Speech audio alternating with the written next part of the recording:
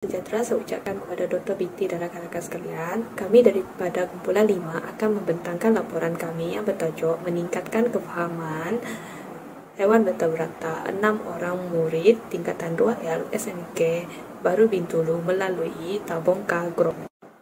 Ahli kumpulan kami bagi kajian tindakan ini terdiri daripada 6 anggota. Slide pertama adalah abstrak yang terdiri daripada 7 bahagian. Masalah yang utama ialah daya ingatan dan kefahaman yang rendah terhadap ciri-ciri sepunya 5 pengelasan hewan vertebrata. Sasaran kajian kami adalah 6 orang murid dari SMK Baru Bintulu tingkatan 2L. Objektif kajian adalah meningkatkan 100% daya ingatan serta meningkatkan 100% kefahaman 6 orang murid tingkatan 2L SMK Baru Bintulu terhadap ciri-ciri sepunya 5 pengelasan hewan vertebrata melalui tabung Kagro. Dapatan tinjauan menunjukkan bahawa 33% mendapat grade B, 17% mendapat grade C dan grade D, manakala 33% mendapat grade E. Seterusnya, intervensi. Tabung Kagro adalah kotak tabung yang memerlukan murid untuk mengklasifikasikan kad haiwan dan ciri-ciri sepunya ke dalam kotak pengelasan hewan vertebrata yang betul. Bagi bahagian rumusan pula, diharapkan dapat meningkatkan minat, kefahaman dan daya ingatan murid. Kedua adalah diharapkan dapat meningkatkan kualiti amalan pengajaran guru dengan lebih efektif. Terdapat 5 kata kunci iaitu tabung Kagro, sains, tingkatan 2, haiwan vertebrata, ciri-ciri sepunya. Bahagian slide selanjutnya menunjukkan refleksi pengajaran dan pembelajaran yang lalu. Kami telah menemu bual seorang cikgu yang bertugas di SMK Baru Bintulu. Nama cikgu tersebut adalah Cikgu Eli. Cikgu Eli menyatakan bahawa terdapat 6 orang murid tingkatan 2L dari SMK Baru Bintulu mempunyai masalah untuk mengikuti pembelajaran yang berkaitan dengan subtopik haiwan vertebrata. Ke-6 murid tersebut menunjukkan tingkah laku seperti terpinga-pinga, keliru dan kurang berminat untuk memahami dan menguasai subtopik vertebrata. 6 murid tingkatan 2 dari SMK Baru Bintulu didapati suka untuk mengingati dan mempunyai kefahaman yang rendah mengenai ciri-ciri sepunya 5 pengelasan hewan vertebrata. Mereka berpendapat sebahagian daripada 5 pengelasan hewan vertebrata tersebut mempunyai ciri-ciri sempunya yang hampir sama, lalu menyebabkan mereka mudah keliru sehingga mereka berasa suka untuk menguasai subtopik vertebrata. Bagi amalan PDPC yang lalu, Cikgu Eli menyatakan bahawa dia telah menggunakan pembelajaran berasaskan kontekstual sebagai strategi PDPC bagi topik haiwan vertebrata adalah supaya dapat memupuk nilai murni iaitu bersifat ingin tahu dalam diri murid-murid. Menurut Cikgu Eli, kelemahan dia semasa amalan PDPC yang lalu adalah semasa mengajar subtopik haiwan vertebrata, dia memberi penerangan secara teori sahaja sehingga menyebabkan murid-murid kurang berminat dan kurang mendapat gambaran yang jelas mengenai haiwan vertebrata. Tambahan pula, menurut Cikgu Eli, keadaan ini diburukkan lagi dengan kekurangan fasiliti sekolah seperti makmal ICT yang terhad dan rangkaian internet yang lemah. Selanjutnya, objektif kajian. Objektif umum untuk meningkatkan kemahiran 6 orang murid tingkatan 2L SMK Baru Bintulu terhadap subtopik haiwan vertebrata melalui penggunaan tabung Kagro. Terdapat 2 objektif khusus, iaitu untuk meningkatkan 100% daya ingatan 6 orang murid tingkatan 2L SMK Baru Bintulu terhadap ciri-ciri sepunya 5 pengelasan hewan vertebrata melalui tabung Kagro. Objektif khusus yang kedua adalah untuk meningkatkan 100% kefahaman 6 orang murid tingkatan 2L SMK Baru Bintulu terhadap ciri-ciri sepunya 5 pengelasan hewan vertebrata melalui penggunaan intervensi yang diberi nama tabung Kagro. Terdapat 2 persoalan kajian, iaitu adakah tabung Kagro dapat meningkatkan 100% daya ingatan 6 orang murid tingkatan 2L SMK Baru Bintulu terhadap ciri-ciri sepunya 5 pengelasan hewan vertebrata. Kedua, adakah tabung Kagro dapat meningkatkan 100% kefahaman 6 orang murid tingkatan 2L SMK Baru Bintulu terhadap ciri-ciri sepunya 5 pengelasan hewan vertebrata. Bagi fokus kajian ataupun dikenali sebagai isu keprihatinan, pertama, masalah yang perlu ditangani adalah murid Cikgu Eli mempunyai daya ingatan dan kefahaman yang rendah terhadap ciri-ciri sepunya 5 pengelasan hewan vertebrata. Kedua, intervensi yang akan dilaksanakan bagi mengatasi isu keprihatinan yang telah dinyatakan tersebut adalah penggunaan intervensi tabung Kagro. Sasaran kajian kami adalah 6 orang murid tingkatan 2L daripada SMK Baru Bintulu. Kami memilih sasaran kajian tersebut kerana 6 orang murid tersebut suka untuk mengikuti PDPC bagi subtopik hewan vertebrata kerana menghadapi kekeliruan untuk membiasakan ciri-ciri sepunya hewan vertebrata. Mereka juga berasa sebahagian daripada 5 pengelasan vertebrata tersebut mempunyai ciri-ciri sempunya yang hampir sama, lalu menyebabkan mereka mudah keliru. 6 murid tersebut juga mempunyai pencapaian yang rendah berdasarkan ujian pra yang telah dijalankan. Salam sejahtera, saya Luciana Nariji akan meneruskan pembentangan hari ini tentang mengenai kajian tindakan. Kajian tindakan yang kami pakai adalah menggunakan instrumen kajian kualitatif. Tujuan kami memilih menggunakan instrumen ini kerana kaedah ini boleh menerangkan peristiwa dengan holistik di mana dapat mengesan punca dan kesan peristiwa lepas. Kajian ini sesuai untuk digunakan bagi penyelidik yang ingin membuat kajian kes seperti melibatkan seorang individu, sekumpulan pelajar maupun masyarakat. Perancangan tinjauan awal ini adalah mengenal pasti masalah yang dihadapi oleh 6 pelajar tingkatan 2L. Data awal untuk kajian ini akan diperolehi melalui beberapa kaedah, iaitu kaedah temu bual, soal sidik dan pra-ujian. Yang pertama adalah kaedah temu bual tentang permasalahan yang dihadapi oleh 6 pelajar tentang subjek sains ini. Pengkaji telah menghubungi Guru Eli untuk menemu bual dia. Walaupun hanya menemu bual di dalam atas talian saja, ianya sangat penting untuk pengkaji mendapatkan maklumat dan juga Cikgu Eli dapat menerangkan dengan jelas sekali. Okey, seterusnya adalah soal selidik.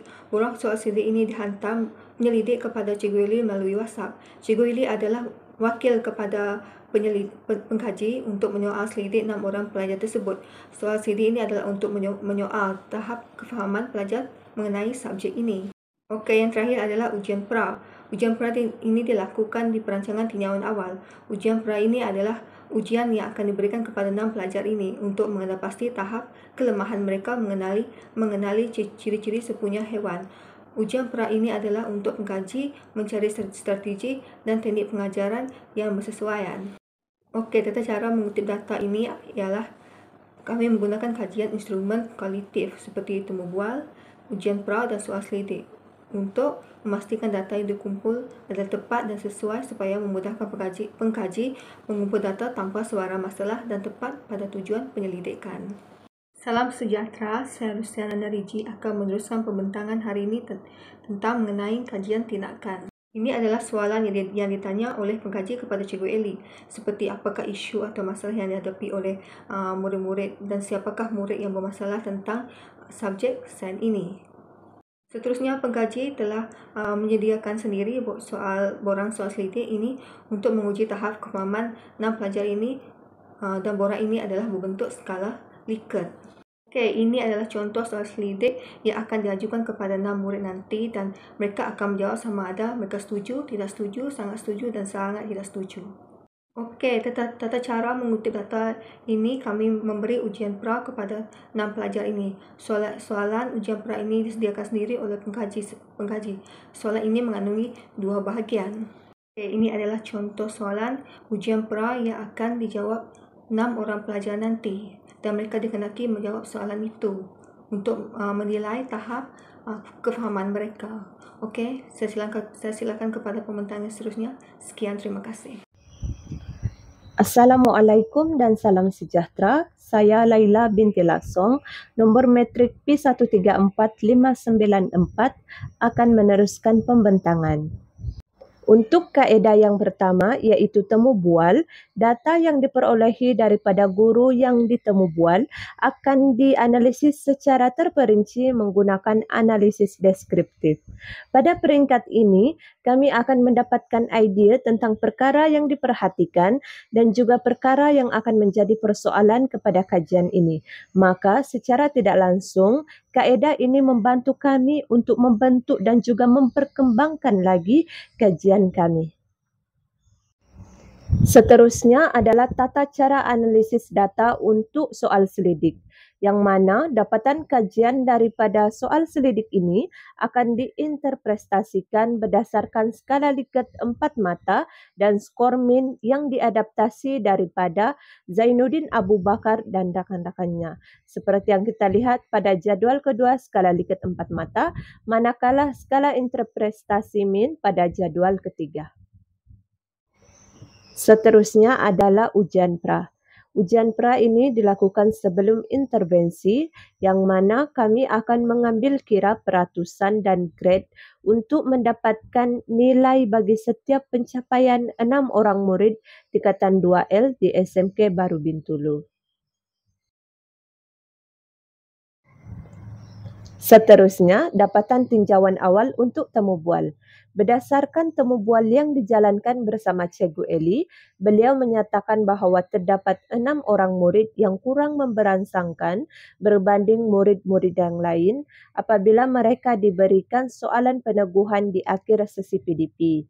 Walaupun Cikgu Eli sudah mempelbagaikan kaedah PDP, contohnya beliau menggunakan kaedah pembelajaran kontekstual dengan cara meminta murid untuk menghubung kaitkan isi kandungan haiwan vertebrata dengan pengalaman harian murid dan juga meminta beberapa murid untuk memberikan contoh haiwan vertebrata.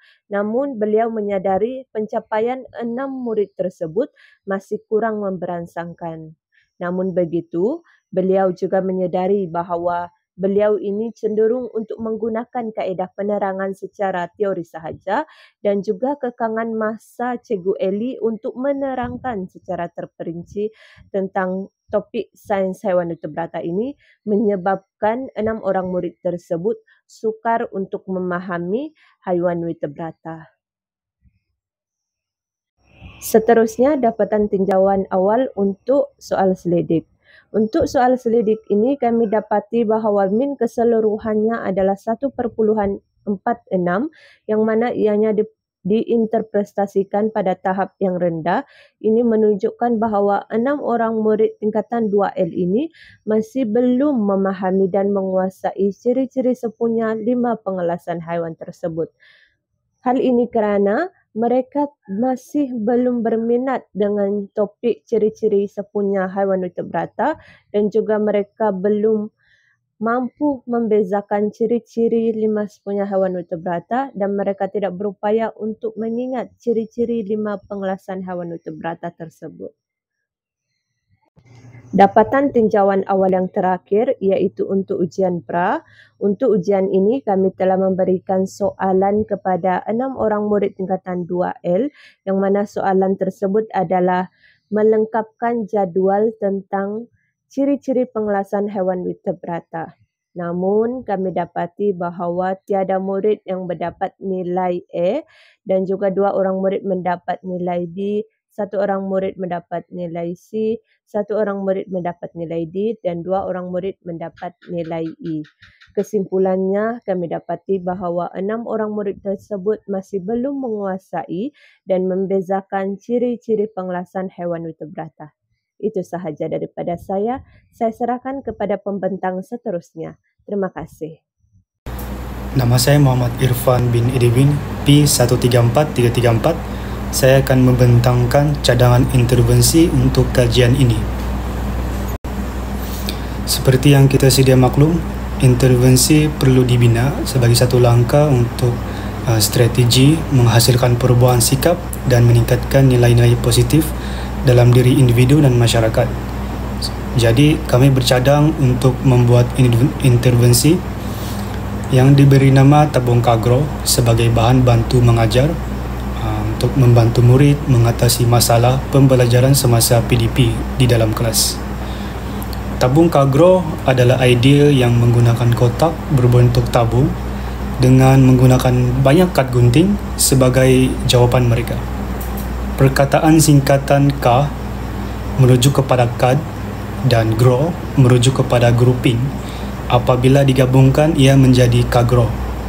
Intervensi ini direka untuk menerapkan aktiviti berbentuk belajar sambil bermain serta menggabungkan elemen pembelajaran visual dengan mengaplikasikan konsep gambaran yang berwarna-warni.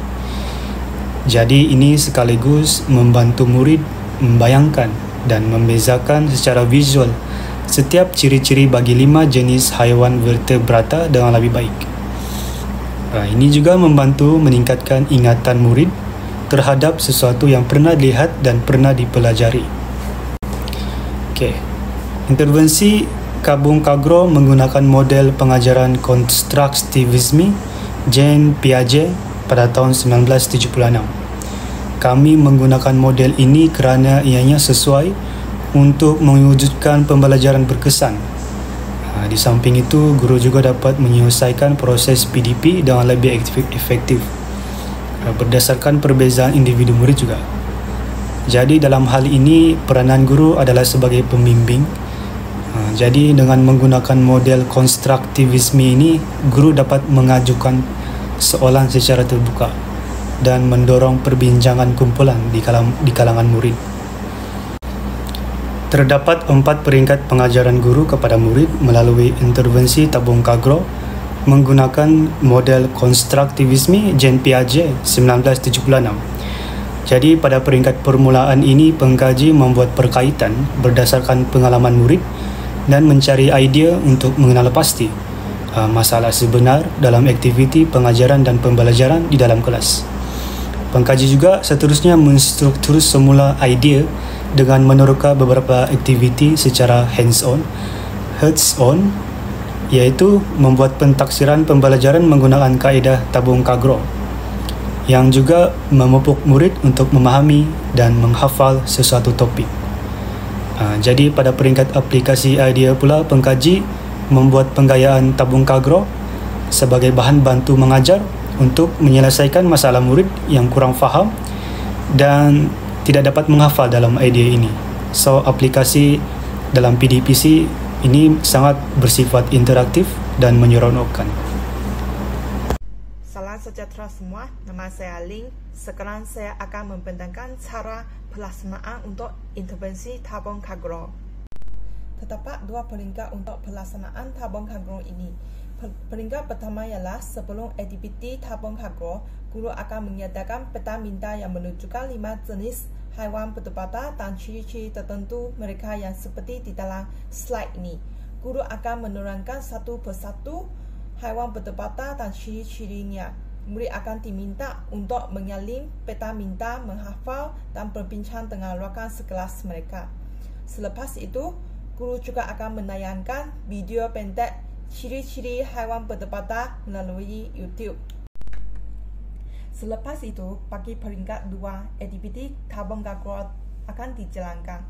Guru akan menyediakan 5 buah kotak berbentuk tabung yang masing-masing merupakan haiwan vertebrata, iaitu ikan, kotak yang berwarna biru, amfibia, kotak yang berwarna jambu, reptilia, kotak yang berwarna merah, burung, kotak yang berwarna hijau, dan akhir sekali, mamalia, kotak yang berwarna kuning. Guru akan menyediakan kad gunting besar kecil seperti ini untuk dimasukkan ke dalam tabung haiwan vertebrata. Setiap kad gunting ini menggambarkan berbagai jenis haiwan vertebrata dan ciri-ciri yang berlainan. Guru akan melipatkan dan meletakkan kad gunting kecil ini di dalam satu kotak yang dibalut dengan pembalut hadiah sebagai tempat untuk memilih jawapan. Sekarang murid akan dibahagikan kepada 2 kumpulan, iaitu kumpulan A dan kumpulan B. Setiap murid dalam kumpulan diberi 5 minit untuk berbincang, menghafal dan mengingat balik ciri-ciri sebenarnya haiwan vertebrata. Selepas itu, mereka akan diminta untuk tutup buku nota sebelum aktiviti tabung Kagro dijalankan. Kumpulan A akan memulakan permainan terlebih dahulu, selepas itu sampai kumpulan B. Semua ahli kumpulan menggunakan cara cabutan berdua untuk mencabut kad gunting dalam kotak jawapan untuk dimasukkan ke dalam tabung haiwan vertebrata yang betul. Selepas membuat cabutan, murid perlu meletakkan jawapan ke dalam tabung yang betul. Mereka hendaklah membaca nama dan ciri-ciri haiwan bertempatan tersebut dengan suara yang lantang. Contohnya, sekarang saya akan membuat cabutan di dalam kotak ini. Saya telah mendapat gambar ini, lembu. Jadi, ini ialah di bawah mamalia. Saya akan mencari mamalia punya kotak dekat sini. Dan saya perlu baca lembu. Dan selepas itu, saya simpan ke dalam kotak mamalia. Selepas semua murid ambil giliran, guru akan memeriksa jawapan dalam tabung kagro dan menilai seberapa banyak jawapan yang betul pada setiap kumpulan. Melalui aktiviti tabung kagro ini, pembelajaran akan menjadi lebih seronok. Murid akan lebih mudah memahami serta mengingati 5 jenis haiwan bertempatan dan ciri-cirinya dengan lebih mudah. Hal ini kerana yang melibatkan penggunaan gambar yang berwarna-warni dan yang akan memberikan kesan kepada ingatan murid. Seterusnya, saya Grace Lin Singing dengan matric number P1348863. Di sini saya akan membincangkan cadangan penilaian. Cadangan penilaian pertama, pemerhatian. Pemerhatian adalah cara untuk mengumpul data berkaitan dengan perubahan atau perkembangan murid-murid selepas intervensi dijalankan. Borang pemerhatian disediakan. Dalam proses pemerhatian ini, pengkaji mungkin mencatat perubahan selepas intervensi tabung kagro, seperti adakah murid dapat membedakan ciri-ciri sepunya 5 penggelasan haiwan bertempatan selepas intervensi. Pemerhatian ini boleh juga merangkumi aspek-aspek lain, seperti tingkat lagu, motivasi, kerjasama dalam kelas. Data pemerhatian membantu pengkaji memahami dengan lebih mendalam bagaimana intervensi meningkatkan pencapaian murid-murid dalam hasil akademik. Cadangan penilaian kedua, soal selidik. Soal selidik merupakan alat penilaian untuk mengukur minat, pendapat dan persepsi murid-murid terhadap intervensi yang telah mereka lalui. Ia adalah penting kerana membantu pengkaji mendapatkan maklum balas langsung daripada murid tentang pengalaman mereka dalam menggunakan intervensi tabung kagro. Soal selidik juga boleh mengungkapkan aspek yang mungkin perlu diperbaiki dalam pendekatan intervensi pengkaji. Ini membantu pengkaji memahami pandangan subjektif murid-murid tentang proses pembelajaran dan teknik yang digunakan. Jadual tersebut menunjukkan borang soal selidik bagi tahap kefahaman murid tingkatan 2L terhadap ciri-ciri sepunya 5 penggelasan haiwan bertempatan selepas intervensi. Sebelum intervensi, dia menunjukkan semua aspek adalah rendah. Lepas itu, cikgu boleh isikan bagaimana interpretasi selepas intervensi mereka. Cadangan penilaian akhir ujian pasca untuk mengetahui keberkesanan tabung kagro dalam meningkatkan kefahaman ciri-ciri sempurna haiwan bertempatan 6 orang tingkatan 2L SNK Baru Bintulu. Pengkaji menjalankan ujian pasca untuk mengesan sama ada berlaku peningkatan dalam daya ingatan dan kefahaman berdasarkan peratusan murid yang lulus dalam ujian pasca. Ujian pasca adalah komponen penting dalam penilaian untuk menilai kesan intervensi menggunakan tabung kagro terhadap kefahaman dalam kalangan murid tingkatan 2L. Ujian ini dirancang untuk mengukur sejauh mana murid-murid telah meningkatkan daya ingatan dan kefahaman mereka terhadap ciri-ciri sempurna haiwan bertempatan selepas mengikut intervensi tersebut.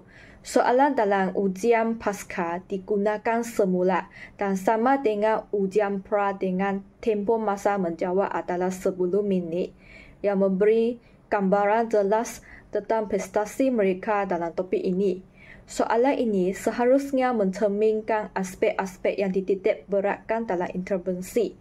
Hasil ujian pasca akan membolehkan pengkaji menilai kesan intervensi terhadap pencapaian akademik murid-murid dalam topik tersebut.